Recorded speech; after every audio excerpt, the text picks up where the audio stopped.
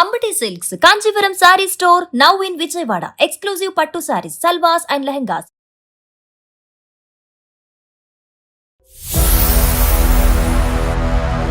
మొత్తం అంతా మా వదినే చేసింది మేడం. వచ్చిన దగ్గర నుంచి మా అమ్మా నాన్నలు శత్రువుల్లా చూసేవారు.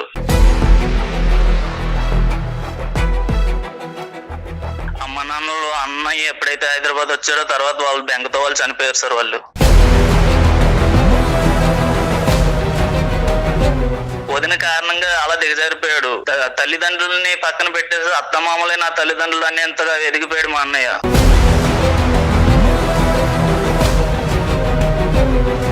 మీ ఆవిడ చెప్తేనే వింటాను, మా ఆవిడ చెప్పింది కాబట్టి ఇన్వెస్ట్ చేశాను, ఇప్పుడు మా ఆవిడ మాట్లాడద్దు కాబట్టి తమ్ముడితో మాట్లాడలేదా?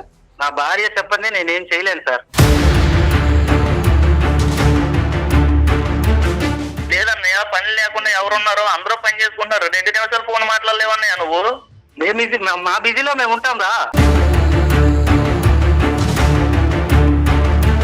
కొద్దిగా సాయం చేయి, నేను బాగా నష్టాల్లో ఉన్నాను. సాయం చేయాలంటే వదిన దగ్గరికి వెళ్ళి రిక్వెస్ట్ చేసుకో. ఈ రోజు మన తల్లిదండ్రులు నాతో లేరంటే దానికి కారణం ఎవరు? వదిన వచ్చి ఈ కుటుంబాన్ని విడగొట్టడం వల్లే కదా. చనిపోయారు. కొంచెం ఎక్కువ మాట్లాడుతున్నారా? నిజమైతే నువ్వు అదార్తిగా వచ్చి మా మీద కూర్చుని ఇస్తావా చస్తావా అన్నట్టు డిమాండ్ పెడతావేంటి? రోడ్డు మీద కుక్క పట్టిలా తిరిగి నీకున్న డబ్బుల్ని పోగొట్టుకుని ఏదో బిజినెస్లు చేసి నువ్వేమో కంగాలు చేసుకుని ఈ రోజు నా మీదకి వస్తే నేనేం చేయాలి?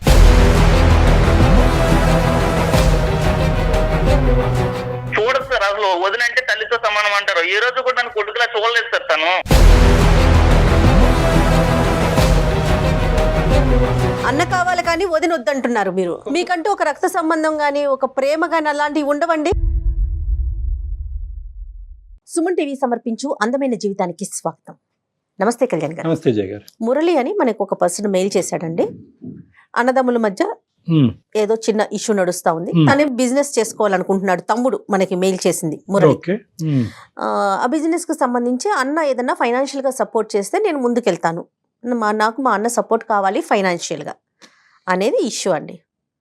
సో మెయిల్ చేశాడు, డీటెయిల్ గా పెట్టాడు. బట్ మీ సలహా సూచన తనకి కావాలని చెప్పేసి అడుగుతున్నాడు. అందుకని చెప్పి నేను అతనికి కాల్ చేస్తానని చెప్పానండి. ఒకసారి కాల్ చేద్దాం. కొద్ది విచిత్రంగా ఉంది. అతను అడగకుండా మన ద్వారా అడిగించటం అనేది ఏదో ఒక ఇమోషనల్ సెంటిమెంటల్ ఇష్యూ అయితే ఉంటది. అది బహుశా అతను ఫేస్ చేసి డైరెక్ట్ గా అడగలేకపోతున్నాడు. అవును, డబ్బు ఎవరినైనా మార్చేస్తుంది కళ్యాణ్ గారు, కాదంటారా? అవును మేడం, ఎలాంటి బంధాన్నైనా. అవును. మురళి అండి. అవును మేడం. నేను జయానండి, అందమైన జీవితం ప్రోగ్రామ్ నుంచి కాల్ చేస్తున్నాను. నమస్తే మేడం. నమస్తే మురళి గారు. మీ మెయిల్ చూశాను, డాక్టర్ గారికి కూడా నేను చెప్పాను, బ్రీఫ్ గా చెప్పాను. నాతో పాటు డాక్టర్ కళ్యాణ్ చక్రవర్తి గారు ఉన్నారు, ఒకసారి మాట్లాడతారా? సరే మేడం. యా, ఒకసారి చెప్పండి. మురళి నమస్తే. మురళి నమస్తే సార్. ఎంత మురళి, ఏజ్ ఎంత మీది, ఎక్కడ ఉంటారు? మాది తుని దగ్గర సార్. మాది. Okay okay. మీరేం చేస్తూ ఉంటారు? ప్రెసెంట్ అయితే బిజినెస్ లాస్ వచ్చి ఖాళీగానే ఉన్నాను సార్. అయ్యో, మీ వయసు ఎంత మురళి? నా వయసు 23 సార్. ఇప్పుడు ఎక్కడ? ఇప్పుడు ప్రెసెంట్ తుని నుంచే మాట్లాడుతున్నారా? లేదు సార్, మా హైదరాబాద్ వచ్చాను సార్ మా అన్నయ్యని కలవడానికి. అన్నయ్యని కలవటానికి ఏంటి సమస్య ఏంటి మురళి? మాకు అమ్మ నాన్న అన్నయ్య నేను చెల్లి ఉండేవాళ్ళం సార్.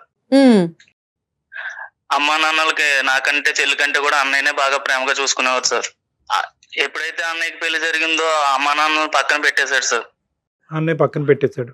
వదిన మాటలు విని అమ్మా నాన్నలు ఇంక దూరం పెట్టేసి హైదరాబాద్ వచ్చేసాడు సార్. హైదరాబాద్ వచ్చిన తర్వాత ఉన్న ఒక్క ఇల్లు ఆధారం ఆ ఇల్లు ఒక్కటే ఉండేది సార్. ఊర్లో ఉండేదా? అవును సార్. వదిన బలవంతం మీద నాకు అప్పులు ఉన్నాయని చెప్పి మాతో ఇంకా ఏదోలా సంతకం చేయించేసుకుని ఇల్లు అమ్మేశారు సార్. అప్పట్లో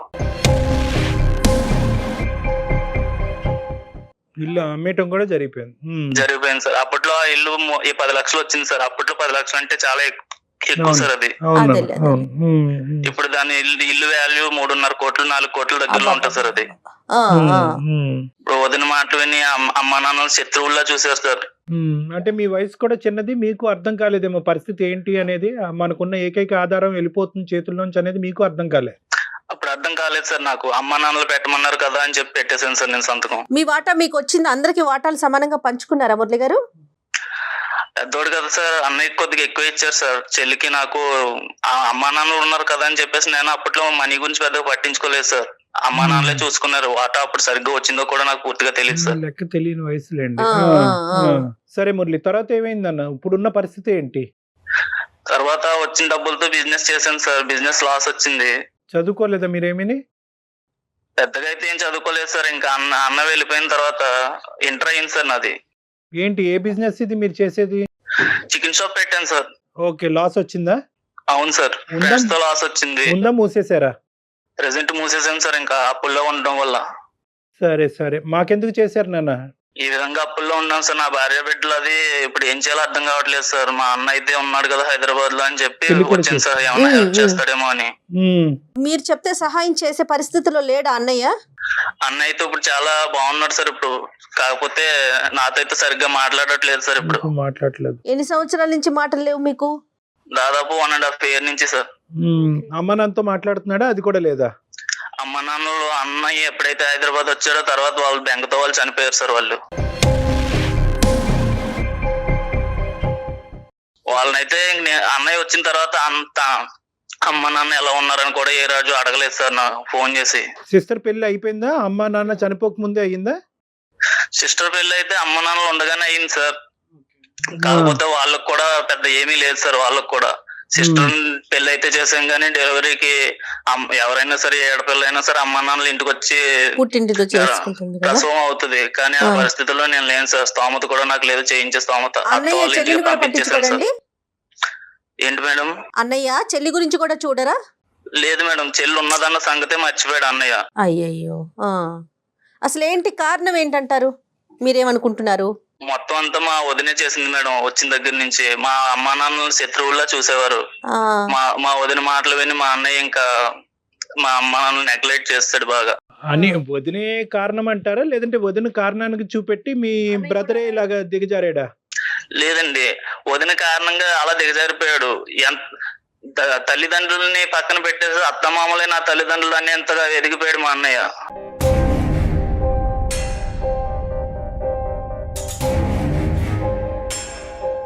ఇప్పుడు 1.5 years బట్టి నీకు బిజినెస్ లో లాస్ రాలేదు కాబట్టి నువ్వు కూడా అన్నయ్య వరకు మాట్లాడలేదు. ఇప్పుడు బిజినెస్ లో లాస్ వచ్చిన తర్వాత మళ్ళీ అన్నయ్యతో కమ్యూనికేట్ చేయడానికి ప్రయత్నం చేస్తున్నారు. మరి అతను కూడా అనుకోవచ్చు కదా, ఇప్పుడు అమ్మ నాన్న చనిపోయిన తర్వాత నేను ఇంటికి పెద్ద డబ్బుల వరకు అయితే కనుక నా దగ్గరికి వస్తున్నాడు, లేదంటే మధ్యలో నన్ను కానీ నా భార్యను కానీ పట్టించుకోవట్లేదని మీ అన్నయ్యకి కూడా ఒక ఫీలింగ్ ఉండొచ్చేమో.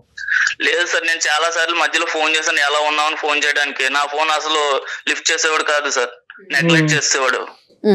సరే సరే, కేవలం ఇది ఒక డబ్బు రీత్యా మాట్లాడాలనే ఉద్దేశంతో మాకు కాంటాక్టా, లేదంటే అన్నయ్య ఎందుకు ఇలా ప్రవర్తిస్తున్నాడు అనే ప్రశ్నకి జవాబా, లేదంటే అన్నయ్య అన్నదమ్ములు మళ్ళీ అక్క చెల్లు వీళ్ళంతా అనుబంధం మళ్ళీ బాండింగ్ ఏర్పడుతుంది అనే ఆలోచనతో చేశారా? ఈ మూడిట్లో దేని గురించి మాకు చేశారు?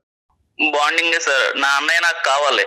ఇది ఒకట్లో మా అన్నయ్యతో నేను ఎలా ఉన్నానో అలా నాతో మాట్లాడాలి మా అన్నయ్య.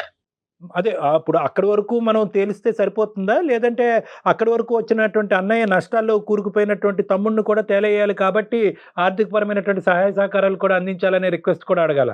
ఎందుకంటే అది వేరే యాంగిల్, ఇది వేరే యాంగిల్. అది ఆర్థిక పరంగా నేను ఇప్పుడు చాలా స్ట్రగుల్లో ఉన్నాను సార్. నేను అది కూడా మా అన్నయ్య నాకు చాలా హెల్ప్ చేస్తాడని నమ్మి ఇక్కడ వరకు వచ్చాను సార్. అది కూడా కొద్దిగా సాయం చేయాలి సార్ మీరు. ఒకసారి మాట్లాడదామా బ్రదర్ తో అండి?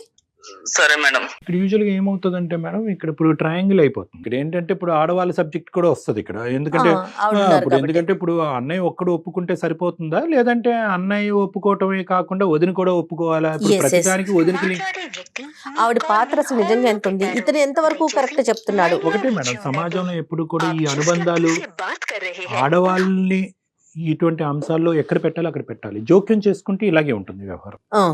ఆడవాళ్ళని తప్పుపట్టే ఉద్దేశం మనం కాదు, కానీ ఎక్కడికక్కడ ఆ గీతలు అనేటటువంటిది క్లారిటీ ఉంటుంది. పెళ్ళైనప్పుడే నా కుటుంబ సభ్యులు ఇది, వాళ్ళు ఎంతవరకు నా మీద డిపెండ్ అవుతారు, ఇమోషనల్ గా ఫైనాన్షియల్ గా ఎంతవరకు డిపెండ్ అవుతారు, నీ భారీగా నీకు ఈ స్థానం ఇస్తున్నాను, నువ్వు ఎక్కడి వరకు జోక్యం చేసుకోవచ్చు చేసుకోకూడదు అనేది గీతలు కరెక్ట్ గా ఉండాలి. రెండు వైపులా ఉండాలి. రెండు వైపు ఇటు ఉండాలి అటు ఉండాలి.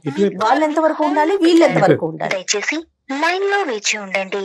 హలో అన్నయ్య, చెప్పరా, ఎలా ఉన్నావు అన్నయ్య? బాను, ఏంటి ఇలా ఫోన్ చేశావు? లేదు, సార్ మాట్లాడతారంటే కళ్యాణ్ చక్రవర్తి గారు. ఎవరు సార్? కాదు అతని పేరేంటన్నా? మా అన్నయ్య పేరు రవితేజ్ అండి. నమస్తే అండి రవితేజ్ గారు. రవితేజ్ గారు సార్ నమస్తే. మీ తమ్ముడు మీకు పెద్ద షాక్ ఇచ్చినట్టున్నాడు, చెప్పబెట్టకుండా మా దగ్గర నుంచి ఫోన్ కలపటం. అది ఏం లేదు, అతను ఇప్పుడు మీ ఇద్దరి మధ్యన కమ్యూనికేషన్ పోయిందంట. అతను బాధ చెప్పుకోవటానికి కానీ అటువైపు అమ్మ నాన్న లేరు, ఎవరు లేరు.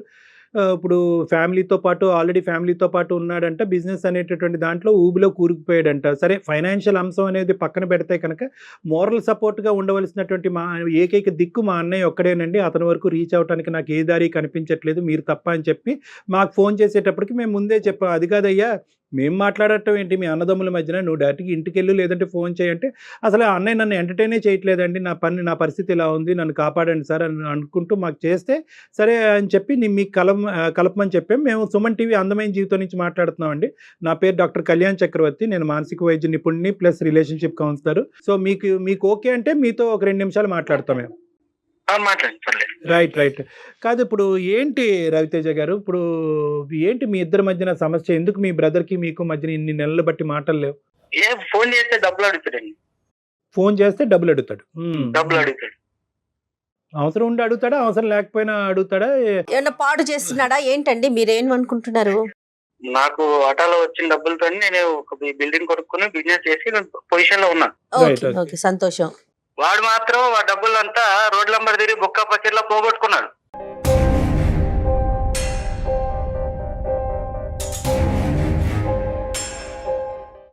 వాడికి అవసరం వచ్చినప్పుడల్లా ఫోన్ చేస్తుంటాడు, అందుకే ఫోన్ లిఫ్ట్ చేయడం మానేసా.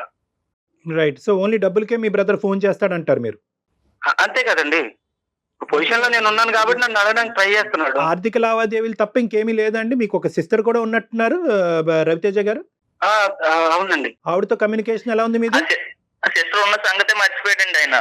కాదు, ఆవిడతో కమ్యూనికేషన్ ఉందా? మీ సిస్టర్ తో కమ్యూనికేషన్ ఉందా రవితేజ గారు మీకు? అప్పుడప్పుడు మాట్లాడుతుంటాను. అప్పుడప్పుడు, అక్కడ కూడా అప్పుడప్పుడే, ఇక్కడ అసలు లేదు. మరి ఆవిడ కూడా అప్పుడప్పుడు డబ్బులు అడుగుతారని మాట్లాడతారా? మీరు దేనికి మాట్లాడతారా? ఆవిడతో కూడా కట్ అయిపోయిందిగా? కట్ అయిపోవడం అంటే కాదండి, ఎప్పుడైనా మేము ఖాళీ ఉన్నప్పుడు వాళ్ళు కనిపించినప్పుడు చేసినప్పుడు మేము మాట్లాడుతూ ఉంటాం. Right sir, right. మరి ఇప్పుడు ఈ అబ్బాయి ఏంటి వ్యసనాలు బానిస పడ్డాడా, లేదంటే తెలివి తక్కువగా ఇన్వెస్ట్మెంట్స్ చేస్తున్నాడనా? ఎందుకు ఇతని మీద మీకు అంత కోపం? వాడికి బాధ్యత అనేది లేదండి. రైట్. మరి బాధ్యత చెప్పేవాళ్ళు ఎవరు? తనకే తెలుసుకోవాలి, తన భార్య చెప్పాలి. భార్య బాధ్యతలు చెప్పాలి. ఓకే, మరి మీ భార్య గారు ఏమంటున్నారు ఈ వ్యవహారంలో? నా భార్య నాకు వచ్చిన డబ్బుల్ని జాగ్రత్త పరచమని ఆమె చెప్పింది. రైట్. ఓకే. ఆమె చెప్పినట్టుగా నేను ఇన్వెస్ట్మెంట్ పెట్టుకున్నా, బిల్డింగ్ కొనుక్కున్నా, ఈరోజు హ్యాపీగా ఉన్నాను. వెరీ గుడ్, సంతోషం. కానీ మన ప్రయాణంలో మన రక్త సంబంధికులు ఎలా ప్రయాణిస్తున్నారని చూడటం అనేది బేసిక్ రెస్పాన్సిబిలిటీ కదండి, కాదా? అవును సార్, కరెక్టే. కానీ మా బిజీలో మేము ఉన్నాం కదా సార్. బిజినెస్ వేరు, బాధ్యత వేరు కదండి. బిజినెస్ అనేది ఎందుకు ఉన్నారు? బిజీగా ఉండాలి, మేము అది కూడా కోరుకుంటున్నాము. మీరు సంపాదించాలి, మీ కుటుంబాన్ని చూసుకోవాలి, మీ అన్నదమ్ముల్ని చూసుకోవాలి, వాళ్ళ అవసరాలు తీర్చాలి. ఏమన్నా అవసరం మీకు వీలుంటే, మీకు అవకాశం ఉంది కాబట్టి ఈ అబ్బాయి అడుగుతున్నాడు. మీకు నిజంగా అవకాశం లేకపోతే కనుక, మీకు ఏ దిక్కు దివానా లేనటువంటి పరిస్థితిలో మీరు ఉంటే కనుక మిమ్మల్ని వచ్చి ఎందుకు అడుగుతాడు? మీరు ఆధారంగా కనిపిస్తున్నారు కాబట్టి అడుగుతున్నాడు. ఆధారంగా కనిపించినా నా భార్య చెప్పండి నేనేం చేయలేను సార్. ఆవిడ మాట నమ్మి నేను ఇన్వెస్ట్మెంట్ పెట్టాను, బిల్డింగ్ కొనుక్కున్నాను, ఈరోజు ఈ పొజిషన్ లో ఉన్నాను. ఆవిడ మాటలు నమ్మాను కాబట్టి. అది కాదనట్లేదు. మొత్తం జీవితం అంతా మీ బిల్డింగ్ చుట్టూరే ఉన్నట్టుంది సార్. అది కాదు, ఇప్పుడు మీ ఆవిడ చెప్తేనే వింటాను, మా ఆవిడ చెప్పింది కాబట్టి ఇన్వెస్ట్ చేశాను, ఇప్పుడు మా ఆవిడ మాట్లాడద్దు కాబట్టి తమ్ముడితో మాట్లాడలేదా? అలా కాదండి, అలా ఏం లేదు. మరి ఏమంటారు? ఇప్పుడు మీ అబ్బాయిని ఇంత దూరం పెట్టడం అనేటటువంటి దాని వెనకట్ల మీ ఆలోచన ఒకసారి చెప్పండి. మీరు చిన్నప్పటి నుంచి పెరిగారు, తల్లిదండ్రులు మిమ్మల్ని ఒక స్థాయి వరకు తీసుకొచ్చారు. ఇప్పుడు వాళ్ళు చనిపోయిన తర్వాత వాళ్ళు పైనుంచి ఆలోచించేది ఒకటే, నా కొడుకు కూతురు బిడ్డలు ఎలా ఉన్నారు, కలిసిమెలిసి ఉన్నారా, కొట్టుకు సస్తున్నారా అన్నది ఆలోచన ఉంటుంది వాళ్ళకి, పైనుంచి చూసేటటువంటి తల్లిదండ్రులకి. మీరు ఇంటికి పెద్దగా మీరు ఆ బాధ్యత నిర్వర్తించాలనుకుంటున్నారా, నిర్వర్తించకూడదు అనుకుంటున్నారా? డబ్బులు లావాదేవీలు పక్కన పెట్టండి, మమకారం, ప్రేమ నిర్వర్తించాలనుకుంటే వదిలి రిక్వెస్ట్ చేసుకోమని చెప్తున్నానండి. మీ భార్య గాని, మీ తమ్ముడి భార్య గాని, మీ చెల్లెలి భర్త గాని అంతా మధ్యలో వచ్చారు కదా. మీ ముగ్గురు ఒక తల్లి కడుపులో నుంచి వచ్చినారు కదా. మీకంటూ ఒక రక్త సంబంధం గాని, ఒక ప్రేమ గాని అలాంటివి ఉండవండి. మధ్యలో వచ్చిన వాళ్ళ నిర్ణయాలే తీసుకోవాలి, కాదనట్లా. కానీ మీ ప్రేమకు కూడా వాళ్ళ సలహాలు సూచనలు ఇక్కడ తీసుకోవాల్సింది. ఒక పాయింట్ నాకు అర్థం ఆవిడ కావట్లేదండి. ఇప్పుడు పర్మిషన్ మీ లేని తమ్ముడు నేను చేయలేను మేడం. ఏంటండి? ఆవిడ పర్మిషన్ లేకుండా చేయడంట. ఓ కాదు సార్, ఒకటి ఇది నాకు అస్సలు అర్థం కావట్లేదండి. ఆవిడ పర్మిషన్ ఏంటండి? మీకు అధికారం లేదా? నా తమ్ముడిని కాపాడవలసింది చూసుకునేటటువంటి బాధ్యత అనేటటువంటి ఫస్ట్ డబ్బులు అంశం పక్కన పెట్టేసేయండి. డబ్బుల అంశం పక్కన పెట్టేసేయండి రవి గారు. ఇక్కడ డబ్బులు అనేటటువంటి అంశం కాదు. మీ మాట నాకు కొద్దిగా గాయపరిచింది. ఇక్కడ ప్రధానమైనటువంటి అంశం ఏంటంటే కనుక ఒక ప్రేమ, ఒక బంధుత్వం, ఒక మమకారం, ఒక రక్త సంబంధం ఇవేమి ఉండవండి. బిల్డింగ్ ఒకటే కనిపిస్తుందా మీకు?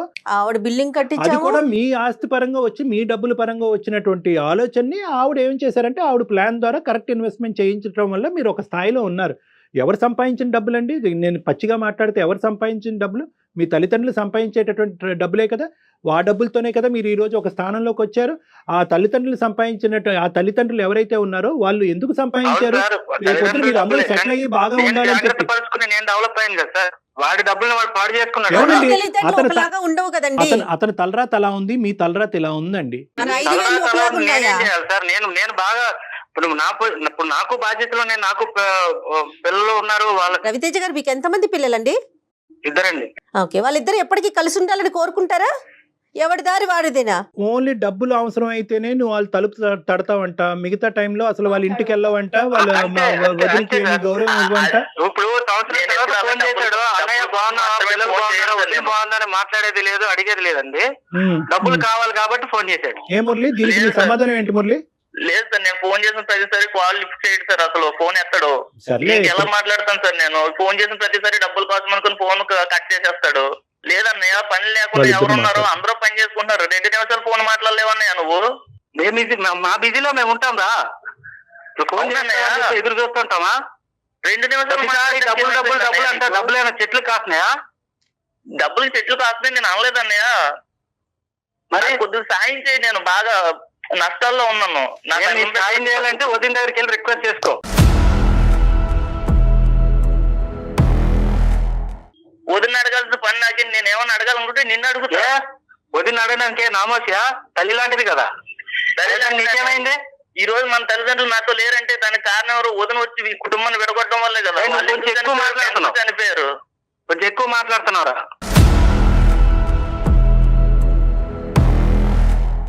వదినికి రెస్పెక్ట్ ఇచ్చేది లేదు, అన్నయ్యకి రెస్పెక్ట్ ఇచ్చేది లేదు. పెద్ద చిన్న లేకుండా ఏది పడితే నోటుకొచ్చి మాట్లాడుతున్నావు.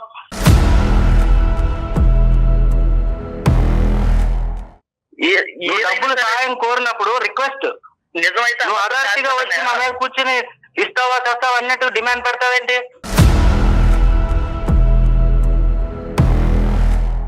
ఇంత వయసు వచ్చిన తర్వాత నీకు వ్యాపారాలు పెట్టాలా? లేలే, ఒక్క నిమిషం. మన డబ్బులు అనే సబ్జెక్ట్ మాట్లాడుకునే ముందు ఏమండి, ఇది ప్రధానంగా ఏంటంటే కుటుంబ రీత్యా ఏర్పడేటటువంటి మానసిక పరమైనటువంటి సమస్యలకు సంబంధించింది. లీగల్ మ్యాటర్స్ కానీ డబ్బులు సంబంధించినటువంటి ఓకే సహాయం చేయాలి అనే ఉద్దేశం ఉంటే కనుక మీరు సహాయం చేయొచ్చు రవి గారు. కాదు కూడదు అంటే కనుక లేదు. అంతేగాని వదిన అడిగితే చేస్తుంది, వదిన చెప్తే చేస్తుంది అనేటటువంటి అంశం ఇక్కడ అసలు బాగాలేదు. అది నెంబర్ 1. నెంబర్ 2, నేను ఇంకా కంప్లీట్ అవ్వలేదు. భార్య మాట విన్నాను కాబట్టి నేను బాగుపడ్డానని నమ్మకంతో నేను చెప్తున్నాను సార్. భార్య మాటలు విని బాగుపడ్డ వాళ్ళు ఉన్నారు కానీ చెడిపోయిన వాళ్ళు ఎవరైనా ఉన్నారా చెప్పండి సార్. మాట విన్నాను కాబట్టి నేను ఈ పొజిషన్ లో ఉన్నానని చెప్తున్నా. ఒకే ఒక పాయింట్, మీ భార్య గురించి మేము ఇక్కడ మాట్లాడే హక్కు మాకు లేదు. ఆవిడ హెల్ప్ చేస్తే కనుక మీరు ఈ స్థాయిలో ఉన్నారు అనేటటువంటిది పచ్చి నిజం. దానికి మీరెంత ఆనందిస్తున్నారో మేము అంతే ఆనందిస్తున్నాం. దాంట్లో ఎటువంటి తప్పుదేం లేదు. కానీ ఏంటంటే మీరొక్కలే బాగుపడాలి, మీరొక్కలే పైకి రావాలి, మీ కుటుంబాన్ని నిలదొక్కోవాలి అనేటటువంటిది స్వార్థం. బహుశా మీ భార్య ఆ ఉద్దేశంతో అయితే మాత్రం మిమ్మల్ని ఈ పరిస్థితి వరకు తీసుకొచ్చి ఉండదు. ఆవిడతో మనం మాట్లాడలేదు. ఆవిడ ఒపీనియన్ గురించి ఇక్కడ అభిప్రాయ భేదాలు వద్దు. ఇక్కడ నేను మురళీకి ఏమని చెప్తున్నానంటే, నువ్వు తొందరపడి ఇలాంటి పదాలు వాడటం వల్ల దానిలో మమ్మల్ని భాగస్వామ్యం చేసి మీడియేషన్ చేయండి, నాకు హెల్ప్ చేయండి అంటే మేము చేయలేం. వదిని విడగొట్టింది, ఎందుకయ్యా ఈ పెద్ద పెద్ద మాటలు? వదిన వల్ల అమ్మా నాన్న చనిపోయారు, ఎందుకయ్యా ఈ పెద్ద పెద్ద మాటలు? వదిన లేకపోతే కనుక మన ఇద్దరం కలిసి ఉండేవాళ్ళము, ఎందుకయ్యా ఈ పెద్ద పెద్ద మాటలు? సో ఇక్కడ కూడా నిన్ను కూడా నువ్వు నియంత్రించుకోవాల్సినటువంటి అవసరం ఉంది. ఆవిడతో మనం మాట్లాడకుండా, ఆవిడెవడో చూడకుండా ఆవిడని రాక్షసి కింద ఇక్కడ చిత్రీకరించడం అనేటటువంటిది ఒక పబ్లిక్ వేదిక మీద కరెక్ట్ కాదు. ఆవిడ ఖచ్చితంగా ఆ కుటుంబానికి హెల్ప్ చేసింది. మంది ఒకే యాంగిల్. ఇప్పుడు వేరు చేసి నా భార్యను దూరం పెట్టి కుటుంబం నుంచి వేరు చేసే మాట్లాడతారు. ఆమె ఒక బూచిలాగా ఆమె మొత్తం చేసింది అన్నట్టు. తెలియక మాట్లాడుతున్నాను, అందుగురించి సరిదిద్దే ప్రయత్నం నేను చేస్తున్నాను. లేదన్నయ్య, ఎప్పుడైనా సరే మన అమ్మ నాన్నలు వదిన ఎప్పుడు శత్రువుల్లాగా ఎదురు పడితే పక్క పక్కకు వెళ్ళిపోయేవారు అన్నయ్య. నువ్వు ఎప్పుడు చూసుకుంటూ వదిన మాటలే నమ్ముతావు. నువ్వు అమ్మ నాన్నలు ఎప్పుడన్నా పట్టించుకున్నావు పెళ్లి అయిన తర్వాత మళ్ళీ అట్లీస్ట్ వాళ్ళు ఏం చెప్తున్నారు అది విన్నావా ఏ రోజు నాన్న మురళి ఇక్కడ ఒక్క ఇంపార్టెంట్ పాయింట్ చెప్తాను. ఈ రోజు మీ అమ్మ నాన్నగారు ఇక్కడ ప్రత్యక్షంగా లేరు. ఓకే, ఇక్కడ వాళ్ళు ఏ ఒపీనియన్ తో ఉండేవారో, వదిన ఏ అభిప్రాయం ఉందో, వాళ్ళిద్దరి మధ్య ఏ భేదాభిప్రాయాలు అనేటటువంటి దాంతో కూడా గతం ఈ రోజు దాని గురించి మాట్లాడుకోవద్దు. అక్కడ అమ్మ నాన్న తప్పు ఉండొచ్చు, వదిన తప్పు ఉండొచ్చు, ఇద్దరిది తప్పు లేకుండా ఉండొచ్చు, అదంతా పక్కన పెట్టండి. ఈ రోజు ప్రత్యక్షంగా ఏంటంటే అన్నదమ్ముల మధ్యన ఉండే అనుబంధాన్ని వదిన మధ్యలో దూరి విడదీస్తుందా అనేటటువంటి సబ్జెక్ట్ గురించి మనం మాట్లాడుకుంటున్నాం. అది కానప్పుడు దానికి నీకు నిదర్శన ఆధారం లేనప్పుడు మీ వదిన్ని ఇంకో విధంగా చిత్రీకరించి పెయింట్ చేసి చూపెట్టడం అన్నది కరెక్ట్ కాదు. మీ అన్నయ్య ఏమంటున్నాడు, నన్ను ఎంత గౌరవిస్తున్నావో అంతే గౌరవం వదినకి ఇవ్వండి, వదిన తల్లి లాంటిదని అంటున్నావు. తప్పే ఉంది ఆ మాటలో? ఎన్నిసార్లు నువ్వు మీ అన్నయ్యకి ఫోన్ చేస్తే మీ అన్నయ్య కట్ చేసాడని అంటున్నావు, ఎన్నిసార్లు నువ్వు వదినకి ఎందుకు ఫోన్ చేయలేదు? మీ వదినకి ఫోన్ చేయొచ్చుగా, తల్లేగా. నువ్వెందుకు మీకు తెలియకుండానే మీ వదిన మీద ఒక గ్రడ్జ్ పెంచుకున్నావు నువ్వు? లేదు సార్, ఇప్పటి వరకు మా వదిన అసలు నన్ను చూడదు సార్. అసలు వదిన అంటే తల్లితో సమానం అంటారు. ఏ రోజు కూడా నన్ను కొడుకులా చూడలేదు సార్ తను. నువ్వు వెళ్ళి ఎప్పుడైనా అడిగావా, సాయం అడిగావా? నీ భార్య ఇప్పుడు మురళిని చాలా ఇదిగా చూసేది, మీ తమ్ముడిని అసలు ఇదిగా పట్టించుకునేది కాదు అనే విధంగా ఏమైంది ఏంటి అనేది నమ్మను సార్. మీరు నమ్మరు? నేను నమ్మను. వాడు అలా చెప్తా ఉంటాడు. పరాయి వాళ్ళు అయిపోయారు మేడం, వాళ్ళ అత్తమామలే వాళ్ళకి తల్లిదండ్రులు అయిపోయారు తర్వాత. అవన్నీ మాట్లాడకూడదు మురళి. నీ అదుపులో నువ్వు మాట్లాడితే సమస్యకు పరిష్కారం వస్తుంది, లేదంటే సమస్య జటిలం అవుతుంది. దయచేసి అర్థం చేసుకొని, నీకు అంత అనుభవం లేదు, అంత వయసు లేదు. రోడ్డు మీద ఒక్క పట్టిలా తిరిగి నీకున్న డబ్బుల్ని పోగొట్టుకొని ఏదో బిజినెస్ చేసి నువ్వేమో కంగారు చేసుకుని ఈ రోజు నా మీదకి వస్తే నేనేం చేయాలి? నేనేం చేయలేను సార్. తనే ఇల్లు అడగమంటున్నాను వాడిని. తెలియనప్పుడు ఆ ఇల్లు అయితే అమ్మేశారన్న. ఆ ఇల్లు కానీ ఇప్పుడు ఉంటే నా పరిస్థితి బాగుందన్న. నీ అంత కాకపోయినా సరే వాడిని. సార్ ఒక మాట, ఇప్పుడు ఒకవేళ వీడికి డబ్బులు ఇచ్చినా, ఇన్వెస్ట్మెంట్ పెట్టినా, వ్యాపారం పెట్టినా గతంలో లాగా పోగొట్టుకోకుండా ఉంటాడని గ్యారంటీ ఏమైనా ఉందా సార్? గ్యారంటీ లేదు. కాబట్టే ఆ తల్లిదండ్రులని గీత గీసేటటువంటి గీత, ఆ కోచింగ్ ఏదైనా చేయాలి అంటే అన్నయ్యగా మీరు బాధ్యత ఉపయోగించండి. నమ్మకం లేదు సార్ వీడి మీద. ఎప్పుడు ఇంటికి పెద్ద కొడుకు అంటావు, ఇంటి కోసం నువ్వు ఏమైనా చేసేవన్నయ్యా? అది ఒకటి చెప్పు. ఈ రోజైనా పెద్ద కొడుకు అంటావు కదా, ఎప్పుడు నువ్వు ఇంటి కోసం ఏమైనా చేసేవా? ఇప్పుడు తమ్ముడు ఉన్నా, నువ్వు చూసుకుంటున్నావు అనే ధైర్యంతో మేము ఇక్కడ మా బీజీలో మేము ఉన్నాం, మా వర్క్ లో. చూడండి నువ్వేం చేసావు. చూడండి సార్, ఏదైనా అంటే ఇవి ఇలాగా దాటేస్తూ ఉంటాడు ప్రతిదీ. కాదు ఒకటి మురళి నాన్న, చిన్నోడివి నువ్వు. నేను ఒక మాట చెప్తున్నాను, డబ్బులు అనేటటువంటి అంశం కాకుండా అన్న ఇలా బిజినెస్ పెడదాం అనుకుంటున్నాను, నీకు వచ్చినటువంటి ఆస్తిలో ఉండేటటువంటి భాగాన్ని నువ్వు ఈ విధంగా వాడుకుని సక్సెస్ఫుల్ అయ్యావు. ఒకప్పుడు నేను ఏ విధంగా చేస్తే బాగుంటుంది అనేటటువంటి టెక్నికల్ అడ్వైస్, ఇన్వెస్ట్మెంట్ పరమైనటువంటి అడ్వైస్ మీరు తీసుకోవాల్సినటువంటి, ఇప్పుడు తీసుకోవటం కాదు మేడం, తీసుకోవాల్సినటువంటి బాధ్యత అనేది చాలా మీ నెత్తి మీద కూడా ఉంది. ఇక్కడ ఇప్పుడు ఎలా ఉంది అంటే కనుక సబ్జెక్టు, నా అన్నయ్య అనేటటువంటి వాడు ఎప్పుడు గుర్తొస్తుంది, అన్నయ్య పెద్దరికం అనేది ఎప్పుడు గుర్తొస్తుంది అంటే డబ్బులు అవసరమైనప్పుడు, బిజినెస్లో కూరుకుపోయినప్పుడే గుర్తొస్తుంది అనే భావం మీ అన్నయ్య వ్యక్తపరుస్తున్నాడు. ఆ భావం ఎక్కడి నుంచి వచ్చింది? మీ అన్నయ్య ఊహించుకుంటున్నాడా? ఊహించుకోవట్లేదు. అతను మీరేంటంటే పెద్దరికం అనుకుంటూ ఆ పెద్దరికానికి ఎటువంటి గౌరవం ఇచ్చారు? అతని భార్యని నిలదీశారు, ఆ భార్య మీద అనవసరమైనటువంటి అబండాలు వేశారు, కుటుంబాన్ని విడదీసింది, తల్లిదండ్రులని చంపేసింది అనేటటువంటి మాటలు మాట్లాడుతూ ఈరోజు ఏ విధంగా అతను ఈ సిచ్యువేషన్ ని రెక్టిఫై చేయగలడు? అన్న కావాలి కానీ వదిన వద్దంటున్నారు మీరు. ఇక్కడ ముఖ్యంగా ఏంటంటే వదిన ద్వారా రాయబారం చేయాలా అన్నయ్య దగ్గరికి వెళ్ళటానికి? వదిన అడిగితే అన్నయ్య డబ్బులు ఇస్తాడా? వదిన అడిగితే కనుక అన్నయ్య వచ్చి నాకు ప్రేమ పంచిస్తాడా అనేటటువంటి అంశాలను నేను ఖండిస్తున్నాను. అది కూడా కరెక్ట్ కాదు. కానీ ఇక్కడ ఏంటంటే ఆవిడ మనసు కూడా, ఒక ఆడదానిగా ఆవిడ మనసు కూడా ఎక్కడో గాయపడింది. అది చల్లార్చేటటువంటి ప్రయత్నం చేయకుండా అగ్గికి ఆర్జం పోసేటటువంటి విధంగా నువ్వు కూడా మాట్లాడితే కనుక ఆవిడకి పాత జ్ఞాపకాలన్నీ గుర్తొస్తాయి. నువ్వు ఆ ఒడ్డున ఉంటావు, ఈ అన్నయ్య ఈ ఒడ్డున ఉంటాడు, మీరిద్దరికీ. అంటే నేనేమంటున్నానంటే ఇక్కడ ఎవరో ఒకరు మీడియేషన్ కావాలి, ఎవరో ఒకరు మంచితనం కావాలి, ఎవరో అర్థం చేసుకునేటటువంటి విధానం కావాలి. ఆ కీలక పాత్ర ఇక్కడ పోషించేది అదృష్టమో దురదృష్టమో ఆ వదినే అయ్యింది. సో నేనేమంటున్నానంటే ఇద్దరికీ బాధ్యత ఉంది. ఇప్పుడు నాకు కావాల్సింది ఏంటంటే, రవితేజ గారు ఒక్క చిన్న మాట చెప్తాను, మీరు నాకు చెడ్డగా అనిపించట్లేదు, ఆ అబ్బాయి నాకు చెడ్డగా అనిపించట్లేదు, కేవలం మనస్పర్ధలు, ఆ పాత జ్ఞాపకాలు గుర్తు తెచ్చుకుని ఈ అబ్బాయి మనసులో తల్లిదండ్రులను విడదీసింది, కుటుంబాన్ని విడదీసింది, తల్లిదండ్రులు చంపేసింది అనేటటువంటి విధంగా ఈ అబ్బాయి మనసులో ఒక చేదు బీజం పట్టడం వల్ల ఈ అబ్బాయి ఇలా అయిపోయాడు. సో నేను అనేది ఏంటంటే, మీరు ఫస్ట్ ఆఫ్ ఆల్ ఒక పెద్దరికం తీసుకుని మీ భార్యకి సముదాయించి ఆవిడకి నచ్చజెప్పి ఈ అబ్బాయితో ఫస్ట్ వీళ్ళిద్దరిని మాట్లాడించుకోండి. మీరే అంటున్నారు కదా తల్లి బిడ్డలు లాంటి వాళ్ళు వీళ్ళిద్దరు అని చెప్పి, మీరే ఆ అంటున్నారు. సందర్భాన్ని మీరే కల్పించండి. ఏమే ఆడేదో తెలియక మాట్లాడుతున్నాడు. డబ్బు అనే అంశం పక్కన పెట్టేయండి. ఇస్తే ఇవ్వండి, బాగుపడతాడు, లేదంటే లేదు, అది పక్కన పెట్టండి. మానవ సంబంధాలండి. మానవ సంబంధాలు అనేటటువంటిది వ్యాపారం కాదు. బహుశా మీరేంటంటే ప్రతి అంశంలో డబ్బు, బిజినెస్, నష్టం, కష్టం అనేటటువంటి ఈ అంశాలు మాట్లాడటం వల్ల మీ ఇద్దరి యొక్క సంబంధం కాస్త బిజినెస్ సంబంధం అయిపోయి అతను అన్న నాకు కడుపు నొప్పి వస్తుంది, తలనొప్పి వస్తుంది అని చెప్పుకోవడానికి కూడా దిక్కులేనటువంటి పరిస్థితి అయిపోయింది ఈరోజు. సో కాబట్టి డబ్బు అనేటటువంటి అంశం పక్కన పెట్టి అసలు మీరు మీ భార్య గారు, ఇతను, వీళ్ళందరూ వీలవుతే కనుక మీ చెల్లెలు వీళ్ళందరూ కూడా ఒకరోజు కూర్చుని మీ అందరి మధ్యన ఉన్న డిఫరెన్సెస్ క్లియర్ చేసుకోండి. నా ప్రయత్నం నేను చేస్తాను, కానీ తను కూడా వదిలిని రిక్వెస్ట్ చేయాలి. తప్పకుండా. చూడండి సార్, ఇంతవరకు చెప్పినా సరే మరి ఇంతలా మురళి అలా కాదు మురళి, నీకన్నా పెద్ద ఆవిడ. ఇప్పుడు అమ్మ లేదు, అమ్మ తిడితే ఒక మాట ఏదన్నా అంటే ఒప్పుకోరు. ఒకటి జాగ్రత్త అట్లా గుర్తుపెట్టుకోండి మురళి, ఒకటి జాగ్రత్త గుర్తుపెట్టుకో. నీ బిజినెస్ లో కానీ నువ్వు ఇంకా చిన్నపిల్లవాడు ఫ్యూచర్ లో వెళ్ళేటటువంటి విధాన మార్గాల్లో కానీ ఆవేశం అనేటటువంటిది అస్సలు పనికిరాదు. పనికిరాదు. మీ అన్నయ్య ఈ రోజు ఏమంటున్నాడు? నా దగ్గరికి రావద్దు, నాతో మాట్లాడద్దు అని అన్నాడు. గాయపడినటువంటి వదినికి నీకు మధ్యన ఉండేటటువంటి ఒక బాండింగ్ రిలేషన్షిప్ అనేది మళ్ళీ ఏర్పడితే కనుక నేను కంఫర్టబుల్ జోన్లోకి వస్తాను. అప్పుడు నీకు కూడా నేను హెల్ప్ చేయడానికి ముందుకు రాగలను. అంతేగాని మా ఇంట్లో పెంట పెట్టుకుని మా ఇంట్లో మా ఆవిడతో గొడవ పెట్టుకుని నీ దగ్గరకు వస్తే కనుక నేను రోడ్డు మీద పడతాననే ఉద్దేశాన్ని అతను చెప్తున్నాడు. ప్యాచప్ చేసుకోవాలి కదా మురళి. సమస్య ఎక్కడైనా ఉంటుంది. మీరు చిన్నవాళ్ళు, అమ్మా నాన్న లేరు, అన్నని వదిన అమ్మా నాన్నగా భావించండి. ఈ రోజు ఈ వేదిక మీద కూర్చుని ఏమయ్యా పెద్దోడివి, నీకు బాధ్యత లేదా, మీ ఆవిడతో గొడవ పెట్టుకుని మీ తమ్ముడికి హెల్ప్ చేయని నేను చాలా ఈజీగా చెప్పచ్చు. అప్పుడు రెండు కుటుంబాలు పెంట అవుతాయి.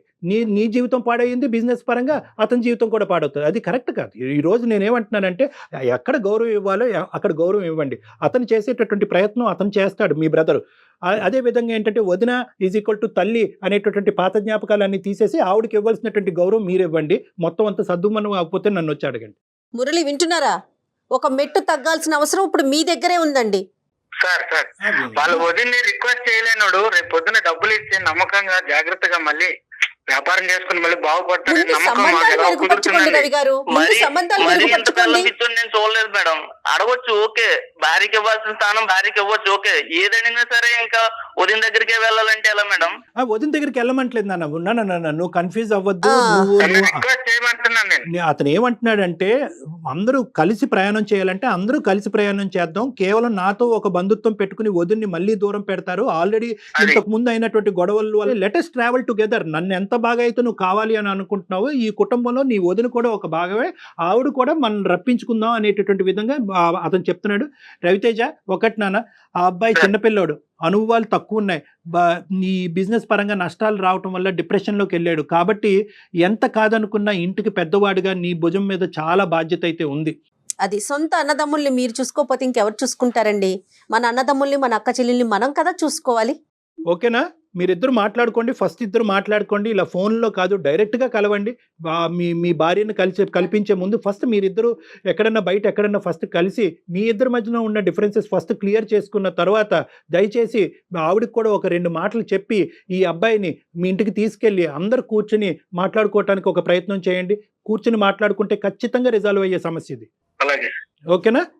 Okay sir. మురళి గారు, మీరు కూడా అయిపోయినవి వదిలేసేయండి. జరిగిపోయినాయి. ఇంకా ఏం చేయాలి? ఎలా మాట్లాడితే అన్నయ్య, వదిన, మీరు, మీ చెల్లి అందరూ కలిసి ఉంటారు, అటువైపుగా ఆలోచించండి. సరే madam. Okay, all the best. Take care. Thank you Murali. Thank you అండి. All the best. హ్యాపీగా ఉండండి, అందరూ సంతోషంగా ఉండండి.